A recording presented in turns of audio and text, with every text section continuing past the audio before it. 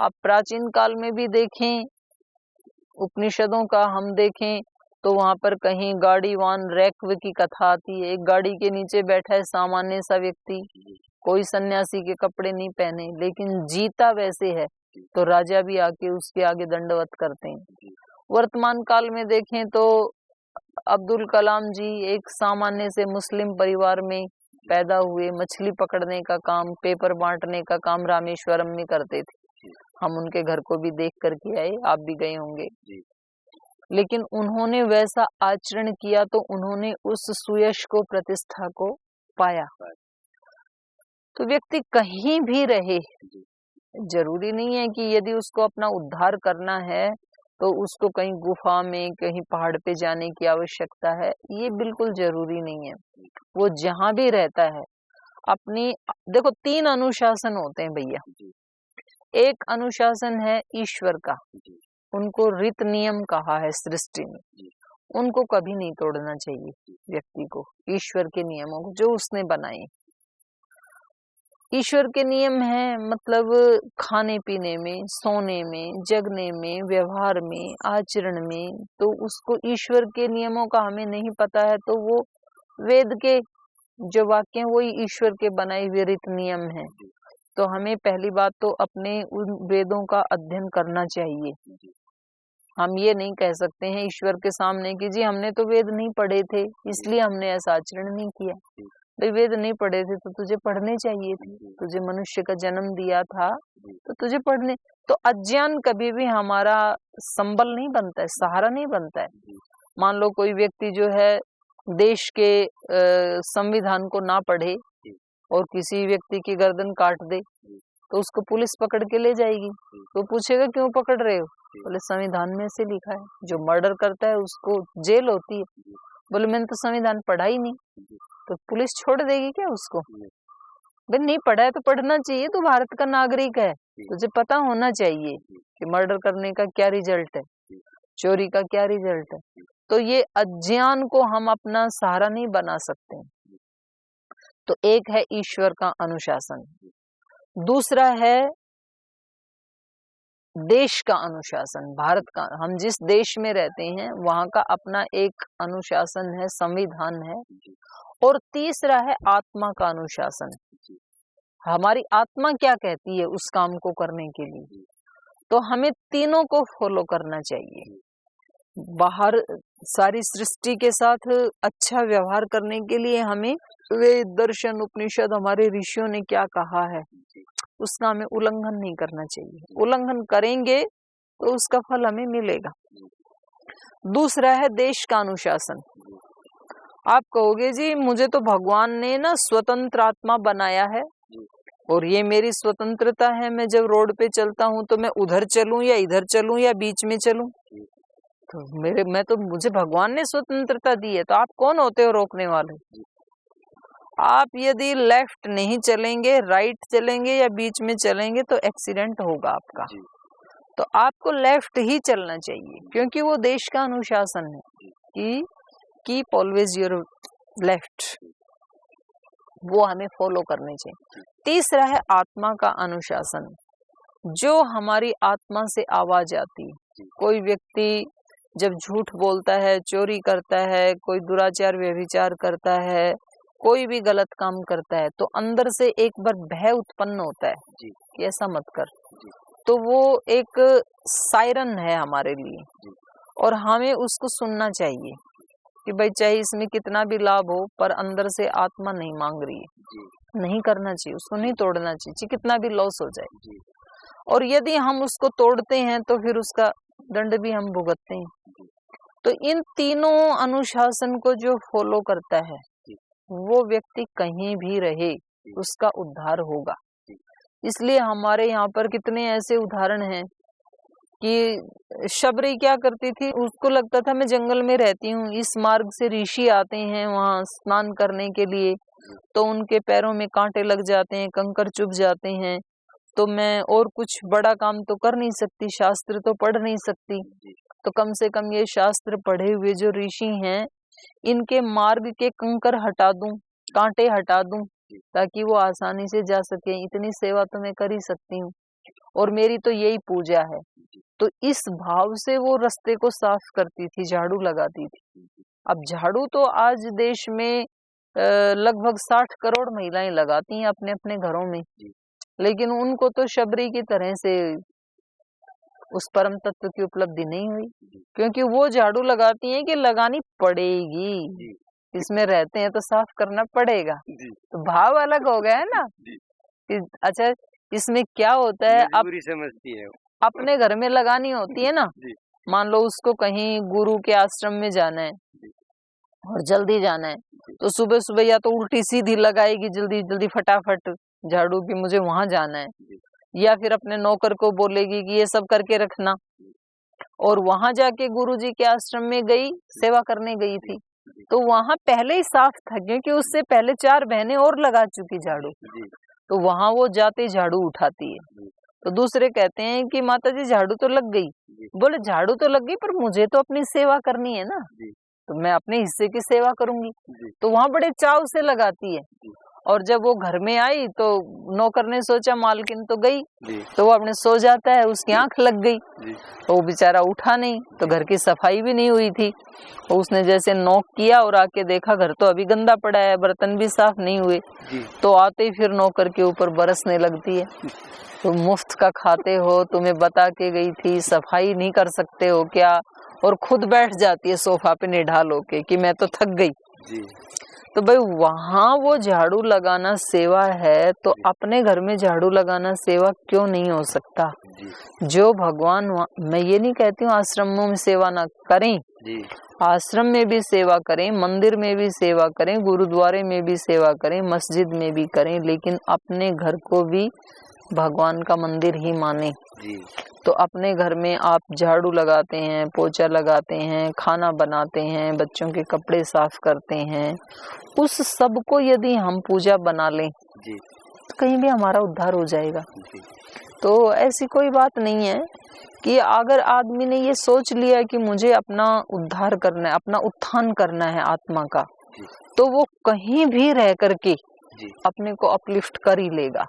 और यदि ये जिज्ञासा नहीं है तो फिर वो बहाना करते रहेगा, फिर वो दूसरों पे ब्लेम डालता ही रहेगा। तो ये ब्लेम चलता ही है कि जी हम तो आत्मा का उद्धार, अपना उत्थान तो कर लें, पर क्या करें, ये शादी हो गई, ये पत्नी गले पड़ी है, ये बच्चे गले पड़े हैं, ये बिजनेस पीछे लगी है, तो हम कैसे कर सकते हैं। ऐसा कह के वो उनको ब्लेम करके अपना पल्ला झाड़ लेते हैं कि हम नहीं कर सकते। ये काम तो उनका है जिनके पास ये कुछ भी नहीं है, और जो आश्रमों में बैठे हुए हैं उनका ये काम है, उनका ये काम नहीं है। अब सुबह सुबह उठ करके व्यायाम करना, प्राणायाम करना, ध्यान करना, इसमें कहाँ बिजनेस आड़े आती है। तो कोई भी कर सकता है, आश्रम में रहने वाला तो करता ही करता है और करना ही चाहिए, घर में रहने वाला व्यक्ति भी कर सकता है। वो 2 घंटे तो नहीं, 2 घंटे नहीं तो 1 घंटा, 1 घंटा नहीं तो आधा घंटा, आधा घंटा नहीं तो 15 मिनट, केवल सूक्ष्म व्यायाम भी कर ले ना 15 मिनट, और थोड़ा सा कपालभाति और अनुलोम विलोम या भस्त्रिका कर लें, व्यक्ति स्वस्थ रह सकता है। तो स्वस्थ रहने के लिए ये धर्म जो ये कहाँ आड़े आते हैं, बच्चे कहाँ आड़े आते हैं, कौन रोकता है हमें। पर हमें आदत पड़ गई है दूसरों को ब्लेम करने की, हम पल्ला झाड़ लेते हैं दूसरों की ऊपर शिकायत करके, तो फिर हमारा कभी भी उद्धार नहीं हो सकता है। तो इसमें वर्णाश्रम व्यवस्था हमारी चारों ही बिल्कुल बहुत अच्छी हैं, और चारों ही जगह व्यक्ति, और ऐसे बहुत सारे उदाहरण भी हैं हमारे यहाँ गृहस्थियों के। तो मैंने कई बार एक जाजली मुनि की कहानी सुनाई है कि वो कहीं ऊंची पर्वत की चोटी के ऊपर तपस्या कर रहे थे, और तपस्या करते करते इतने वो एकाग्र चित्त उनका हो गया कि उनकी जटाएं बढ़ गई, और जटाओं में कुछ बगुलों ने अंडे दे दिए, और फिर अंडे टूट के बच्चे भी पैदा हो गए उनमें, और उसको इसकी समाधि नहीं टूटी। और फिर एक दिन वो बगुले, उनके पंख निकल आए तो वो उड़ने लगे, तब इसको पता लगा, इसने ऊपर देखा और फिर अपने यहाँ देखा, अरे इन्होंने तो मेरे यहाँ घोंसला बना लिया। तो उन्होंने कहा कि धूर्तो, तुम्हारी इतनी हिम्मत हो गई, तो इतने बड़े ऋषि के साथ तुमने धृष्टता की, भस्म हो जाओ तुम। तो क्योंकि इतने दिन से आंखें नहीं खोली थी, बोला नहीं था, तो वाणी में शक्ति आ जाती है कम बोलने से। ज्यादा बकबक करने से शक्ति वेस्ट होती है। जो जितना कम बोलता है उसकी वाणी में उतनी शक्ति होती है। और कम बोलते हैं तो उस व्यक्ति को लोग सुनते भी हैं कि भाई ये कभी कभार बोलता है तो सुने ये क्या कह रहा है। जो बोलता ही रहता है वो कितनी भी अच्छी बात बोले उसकी कोई वैल्यू करता नहीं है, ये ऐसे ही बोलता रहता है कुछ भी। तो उसने जैसे ही ये वचन कहे तो वो तो बेचारे जल के नीचे गिर गए बगुले। तो इस व्यक्ति को लगा कि अरे मेरे को तो सिद्धि प्राप्त हो गई, मुझे पता ही नहीं लगा, मैं जो बोलता हूँ वो तो हो जाता है। तो फिर ये बड़े अहंकार में वहां से उतरे कि अब संसार को दिखाते हैं हम कितने तपस्वी हैं। तो वहां आकर के एक नगरी में आए तो सोचा कि भूख लगी है, पहले किसी घर से भिक्षा ले लेते हैं। तो किसी घर में गए और वहां आवाज लगाई, भिक्षाम देही। तो वहां से अंदर से आवाज आई, थोड़ा इंतजार कीजिए, मैं अपने रोगी पति की सेवा कर रही हूँ। तो इन्होंने कहा आपको पता भी है आपके द्वार पे कौन आके खड़ा है? इसने कहा हाँ भली भांति पता है, लेकिन ये बगुले नहीं है कि शाप दे देंगे और जल जाएंगे। और इसके नीचे के पैरों के नीचे की जमीन खिसकने लगी कि इसने तो मुझे देखा भी नहीं, जाना भी नहीं, वहां तो मैं अकेला था, इसको कैसे पता लगा? तो इसने वेट किया, भाई इसका तो दर्शन करना चाहिए, कोई सिद्ध योगी नहीं है। तो उसने अपने पति की सेवा करके दवा आदि दे करके इनको भिक्षा देने के लिए आई कि लीजिए महाराज। तो इन्होंने कहा कि भिक्षा तो आप दो या ना दो, पर ये बताओ ये सिद्धि कैसे प्राप्त की? मैंने तो 12 वर्ष तप किया, आपने कैसे प्राप्त की? उसने कहा मैं अपने पति को ही परमेश्वर समझती हूँ और अपने बच्चों को परमेश्वर की ही शक्तियाँ समझती हूँ, और ऐसे में संतुष्ट होकर के सेवा करती हूँ, अपने धर्म पे अड़िग रहती हूँ मैं। तो बस यही मेरी तो भक्ति है। बड़ा आश्चर्य हुआ, अरे इस देश की तो महिलाएं इतनी महान है, घर में रहते हुए वो इतनी योगिनी है, शक्तिशालिनी है, तो पतिव्रता में क्या शक्ति होती है उसका दर्शन किया। वहां से चल पड़े। फिर सोचा एक देखा एक वणिक की दुकान थी, बढ़िया लंबी लाइन लगी थी। तो पूछा भाई ये लाइन किसकी लगी है? इन्होंने सोचा कोई महात्मा आए होंगे। बोल जी यहाँ दुकान है और इस पे रेशन लेने के लिए रोज दुकान इस पे इतनी लाइन लगती है। तो इन्होंने कहा कि देखते हैं। तो ये लाइन तोड़ करके वहां गए। तुलाधार नाम था उस वणिक का कि जी तुलाधार कैसे हो? तो इन्होंने कहा महाराज जी लाइन में लग जाइए, क्यू में लग जाइए। तो बिना देखे ही उसने कहा आपको पता भी है आप किससे बात कर रहे हैं? इसको लगा मैं कितना सिद्ध योगी हूँ। उन्होंने कहा महाराज भली भांति पता है, लेकिन ये बगुले नहीं है कि आपके शाप से जल जाएंगे, आप लाइन में लग जाइए। अब इसको और भी आश्चर्य हुआ कि ये पूरे दिन इसको कोई मंत्र जाप करने का टाइम नहीं मिलता है, कोई धूप बत्ती आरती करने का टाइम नहीं, पूरे दिन बिजनेस करता है, इसके अंदर ये शक्ति इसको कैसे पता लगा? लेकिन खैर इससे भी भाई मिलना चाहिए, क्यों में लग गया बेचारा, अहंकार टूट गया। तो जब उसका नंबर आया तो उसने कहा कि आप ये बताओ आपने ये शक्ति कहाँ से पाई? तो उसने कहा महाराज ये जो मैं तोलता हूँ ना, तो ये जो सुई है जब ठीक तोलता हूँ तो ये बीच में रहती है, इधर या उधर हिलती नहीं है, झुकती नहीं है। झुकती है तो मैं उसको ठीक करता हूँ, बैलेंस करता हूँ। तो मेरी दृष्टि हमेशा इस बीच वाली सुई पे रहती है। तो मैं ऐसे ही अपने चित्त को भी ईश्वर से लगा करके और ऐसे सीधा रखता हूँ। अपने चित्त को मैं या इधर झुकने नहीं देता हूँ।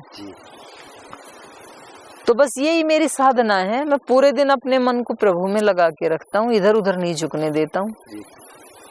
तो उसको बड़ा आश्चर्य हुआ, भाई जिस देश के बिजनेसमैन भी इतने ऊंचे साधक हो सकते हैं, जहाँ की महिलाएं इतनी ऊंची साधक हो सकती हैं, तो ये हमारे देश की एक बहुत बड़ी खूबी है, खासियत है कि यहाँ पर छोटे बच्चों ने भी उस ब्रह्म को प्राप्त किया। ध्रुव भक्त जैसे और वीर हकीकत राय जैसे बच्चे, ध्रुव भक्त जैसे, जिन्होंने बाल्यकाल में सुखदेव जैसे बालक, जिनको जन्म से वो सिद्धियां प्राप्त थी। तो यहाँ इस देश में बच्चों ने भी उस तत्व को प्राप्त किया युवाओं ने भी किया, प्रौढ़ अवस्था में भी किया, ऋषियों ने भी किया, महिलाओं ने भी किया। हर एक वर्ण आश्रम के लोगों ने, पुरुष या स्त्री, सबने वो उदाहरण स्थापित किए। तो ये कोई बात ही नहीं है कि जी हमें यदि उद्धार करना है तो हम तो सन्यास तो ले नहीं सकते हैं, तो फिर हम कैसे उद्धार करें। और कई बार हम बस यही कह करके अपने आप को तसल्ली दे लेते हैं कि जी हम कोई सन्यासी थोड़े ही हैं, तो हमारा तो जीवन ऐसे ही चलेगा। तो ये हमें ऐसे नहीं कहना चाहिए अपने आप को, क्योंकि इसको सांख्य दर्शन में इसको तुष्टि दोष कहा है कि अपने आप को तुष्ट कर लेना। तो हमें नहीं ऐसे अपने आप को तुष्ट करना चाहिए। जहाँ भी ईश्वर ने हमारी ड्यूटी लगाई है, हमारा चयन किया जिस भी काम को, उस काम को करते हुए जरूर हमें उस रूट से जुड़ के रहना चाहिए, केंद्र से जुड़ के रहना चाहिए। जी दीदी जी, आपने सचमुच में मुझ सहित बहुत सारे हमारे दर्शकों का ये समाधान कर दिया, क्योंकि कईयों ने ये धारणा बना रखी है कि ये अध्यात्म मार्ग तो सिर्फ सन्यासियों के लिए है, हम क्या कर सकते हैं। मगर एक खास बात आपने ये कही कि जो भगवान ने आपकी ड्यूटी लगाई है उसको आप पूजा समझ करके करो। जी। जैसे हमारे कर्नाटक के एक बहुत बड़े महात्मा हुए थे बसवेश्वर जी। जी। उन्होंने कहा था काय कवे कैलाश। तो अगर हर एक साधक जो है इस बात को आत्मसात करे कि भाई मुझे जो सेवा मिली है, परमात्मा ने जिस सेवा में मुझे लगाया है वही मेरे लिए पूजा है, और उसको पवित्रता के साथ, निष्ठा के साथ, पूरे समर्पण श्रद्धा भाव से उसको करता जाए, तो वो भी आनंद, परम आनंद को प्राप्त कर सकता है। आपके व्यक्तिगत जीवन की एक घटना की अनुमति चाहूंगा।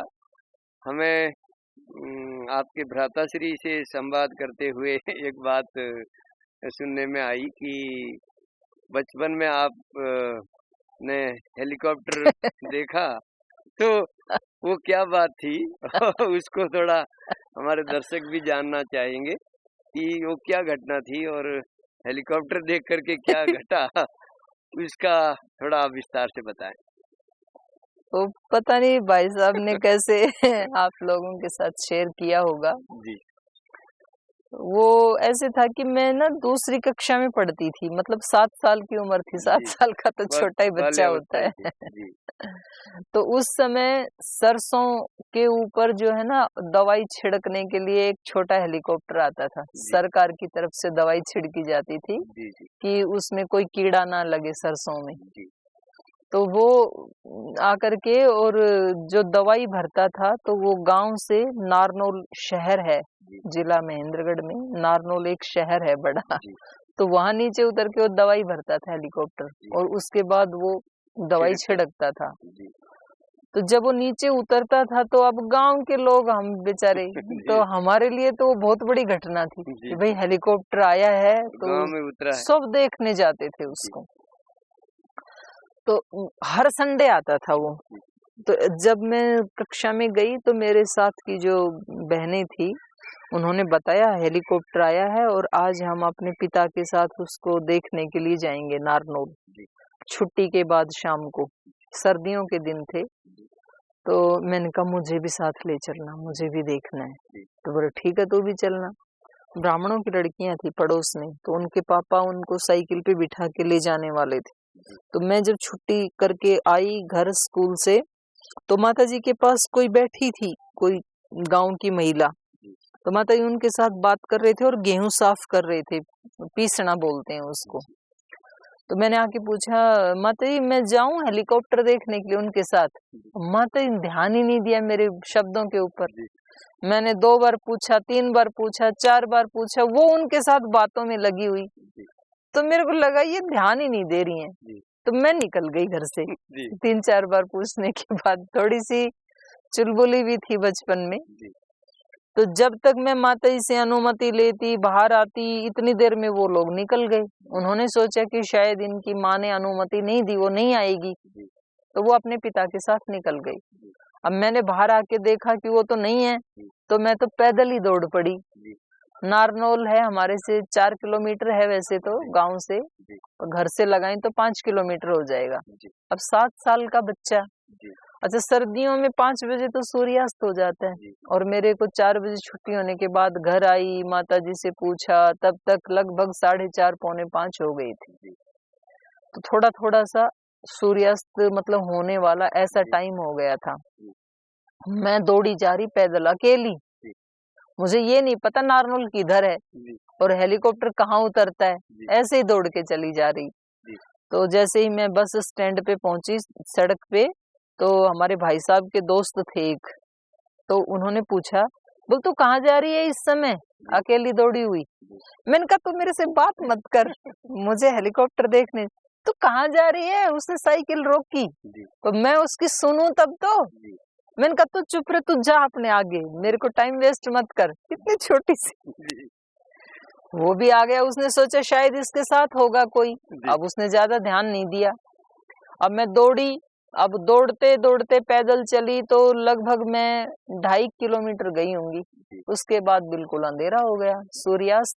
अब ना कुछ आगे दिखे ना पीछे दिखे, और मुझे ये भी नहीं पता नारनौल किधर है। मैं तो सड़क पे ऐसे ही दौड़ी जा रही थी।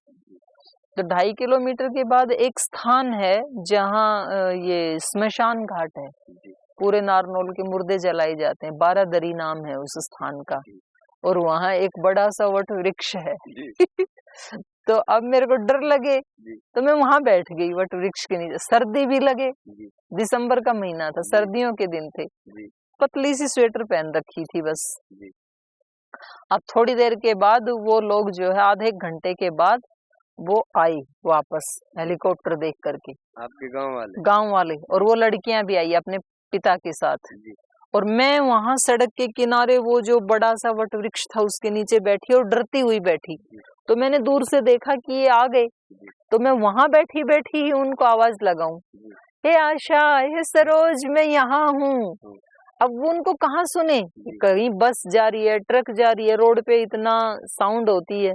तो वो निकल गए, और उनको भ्रम भी नहीं है कि मैं यहाँ हो सकती हूँ, तो तुरंत निकल गए।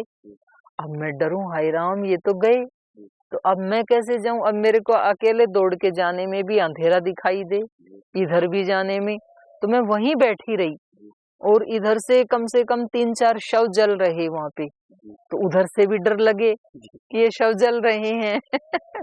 और बिल्कुल अकेली, तो फिर भी मैं बैठी रही। फिर थोड़ी देर के बाद और गांव के 1-2 लोग आए, और उनमें से एक व्यक्ति की दृष्टि पड़ी मेरे ऊपर। तो उनमें से एक व्यक्ति ने कहा, अरे भाई ये बालक की स्वेटर तो ऐसी लगती है जैसे हमारे मोहल्ले का कोई बालक हो।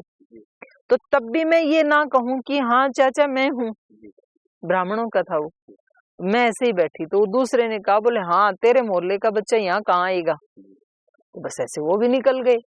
अब और ज्यादा अंधेरा हो गया। अब तब तक मतलब तारे निकल आई, 7 बज गए। माता जी ने देखा आज ये लड़की कहाँ गई। बाद में उनको ध्यान आया कि अरे वो पूछ रही थी बार बार, और कहीं वो चली तो नहीं गई हेलीकॉप्टर देखने। माता जी ने इधर उधर देखा, बोली वो ऐसे कह रही थी कि ये ब्राह्मणों की लड़कियों के साथ जाऊं क्या। तो माता जी ने पड़ोस में पूछा उनसे कि वो बच्चे कहाँ हैं। इतनी देर में वो तो वापस आ गए थे। वो बोल जी गए तो थे, और स्कूल में उसने चर्चा भी की थी बच्चों के साथ, लेकिन वो आई नहीं, तो इसलिए हम तो चले गए थे, और अब हमें तो नहीं पता। अरे अब तो मतलब, और भाई साहब उस समय 2nd ईयर में या फाइनल में पढ़ते थे, वो ट्यूशन करने जाते थे नारनौल, वो भी घर नहीं है। अब माता जी को बड़ी चिंता हुई कि ये क्या हो गए। तो हमारे एक चाचा रहते हैं नारनौल में, वो एडवोकेट थे उस समय में, तो उनको फोन किया माता जी ने कि ऐसे ऐसे लड़की हमारी गायब है। 7 साल की थी मैं। तो वहाँ उन्होंने, उस समय रेडियो अनाउंस होते थे, तो सब जगह जो है रेडियो अनाउंस करवा दिए कि 7 साल की बच्ची है, गोरा रंग है, ऐसे कपड़े पहन रखे हैं, और कहीं, और वो सब, भाभी ये तो मतलब सत्यानाश हो गया, ये तो नाक कट गई चौधरियों की। हमारा जो परिवार है उनको चौधरी कहते हैं, परिवार मतलब पर्दापोशी था ना, वैसी सम्मानित एक फैमिली थी। बोले तो नाक कट गई, कोई ट्रक वाला बिठा के ले जाएगा या कहीं बेच देगा, पता नहीं क्या करेगा उसका। अब मैं वहां डरूं, तो ऐसे करते करते 10 बज गई रात को। तो फिर हमारे गांव में कोई एक पंडित था, और वो ऐसे ही मतलब गंदे गंदे से कपड़े पहन के रखता था, कभी 2-3 महीने में नहाता था और आटा उटा मांगता रहता था, मतलब वो बिल्कुल उपेक्षित व्यक्ति था। तो वो कहीं नारनौल से आया और वहां से कोई कच्चा रास्ता गुजरता था। मेरे को लगा ये गांव में ही जाएगा, मैं उसके पीछे पीछे चल पड़ी। आधे रास्ते के बाद उसने पूछा कि भाई तो कहाँ जाएगा? मैंने कहा पंडित जी मैं तो उनकी लड़की हूँ। अच्छा, मेरा कोट दे दूं, तेरे को ठंडी लग रही है? तो पंडित तेरे कोट में बदबू आती है, तू घर ले चल मेरे को जल्दी से। तो फिर हम 10:30-11 बजे उसके साथ साथ घर आए, और माताजी तब सड़क पे ही खड़ी, और कम से कम और 20-25 लोग खड़े कि लड़की गई तो कहाँ गई। तो उसने आवाज लगाई, ये भाभी लाजवंती, तेरी लड़की को मैंने ला दिया है, संभाल लेना। माताजी ने कहा, अरे पंडित आज तो तू भी बड़ा काम आया, उपेक्षित लगता था गांव में। तो उस दिन तो फिर हेलीकॉप्टर दिखा नहीं, फिर अगले संडे में भ्राताई को लेके गई कि मुझे दिखा के ही लाओ। तो इसलिए भ्राताई ने शायद आपसे चर्चा की होगी कि बहन जी को बचपन से आदत है कि कोई काम इनको करना होता है ना तो फिर करवा के ही मानती हैं। तो इस तरह की ये घटना थी। पुनः एक बार मैं सभी दर्शकों की ओर से आपको बहुत बहुत धन्यवाद और साधुवाद देना चाहूंगा कि बहुत सारी शंकाओं का समाधान आपसे संवाद करके हमारे दर्शकों का हुआ है। तो आइए इस यात्रा को यहाँ विराम देते हैं।